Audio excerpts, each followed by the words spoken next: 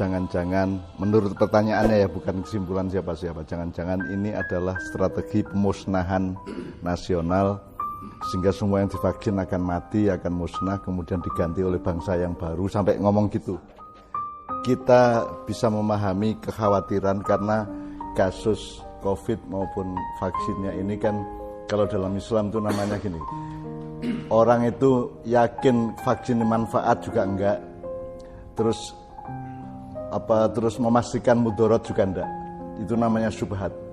Nah kalau dalam Islam kasus syubhat itu disuruh meninggalkan, tapi kan kita tidak bisa meninggalkan karena kita berada di tengah-tengah itu semua, sehingga itu harus ada formula saran, rekomendasi atau fatwa atau apapun untuk posisi yang syubhat dari semua masyarakat.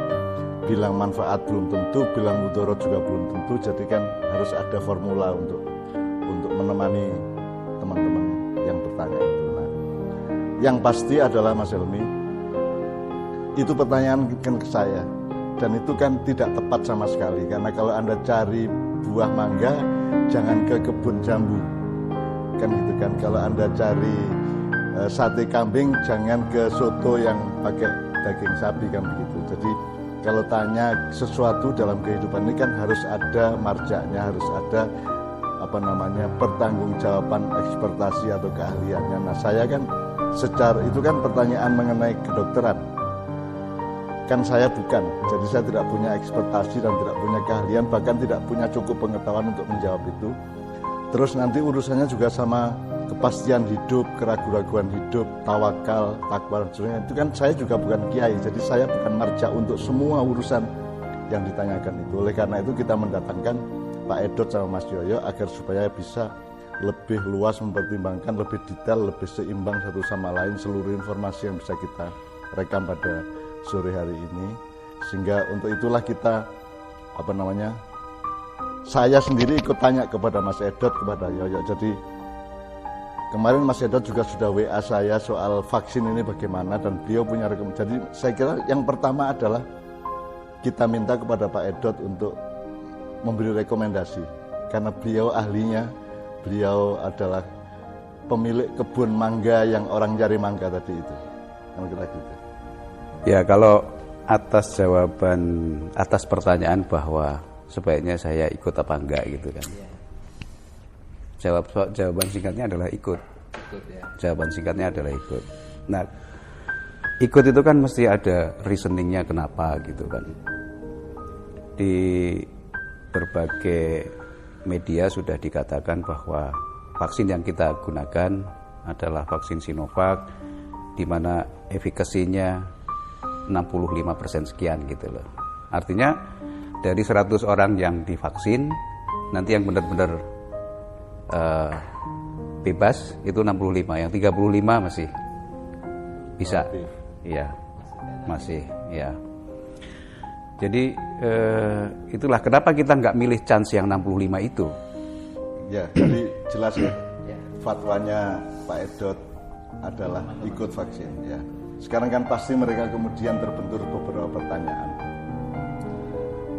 Jadi ada yang mungkin berpikir kalau ikut vaksin belum tentu terlindungi, bahkan ada yang berpikir jangan-jangan malah musnah, malah mati, malah sakit dan seterusnya itu.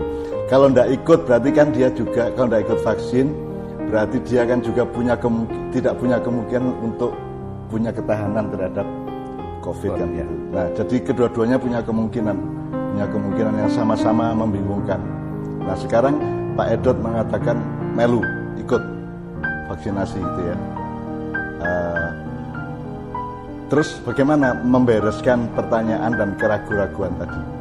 Kalau saya membayangkan, kan gini, kan kita ini manusia yang sangat relatif, manusia yang sangat lemah, dan manusia yang tidak mandiri untuk menentukan hidupnya sendiri. Bahkan kita tidak bisa menentukan detak jantung kita untuk terus berdetak, darah kita terus mengalir kan juga tidak bisa. Itu kan ada yang lebih berkuasa dari kita, itu namanya Tuhan.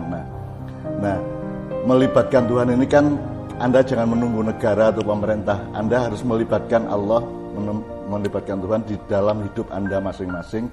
Dan dengan cara berpikir Anda dengan Allah melalui ayatnya, melalui klausul-klausul macam-macam di dalam sejarah Islam, Anda bisa menyimpulkan dan kemudian memfatwai diri Anda sendiri.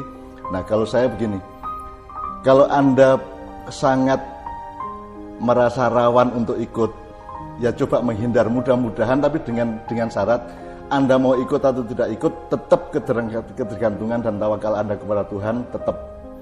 Jadi kan tadi kan rumusnya, Anda ikut bisa tetap sakit, bisa tetap kena, Anda tidak ikut juga bisa tidak kena. Ya. Itu kan relativitasnya kan seperti itu. Jadi kalau Anda merasa gamang, merasa miris untuk ikut, nah asal Anda hadirkan Tuhan di dalam miris Anda itu, sehingga Anda tidak bergantung kepada vaksin untuk terlindungi dari COVID, tapi Anda bergantung kepada kehendak Allah, di mana Anda mengabdi kepada Dia.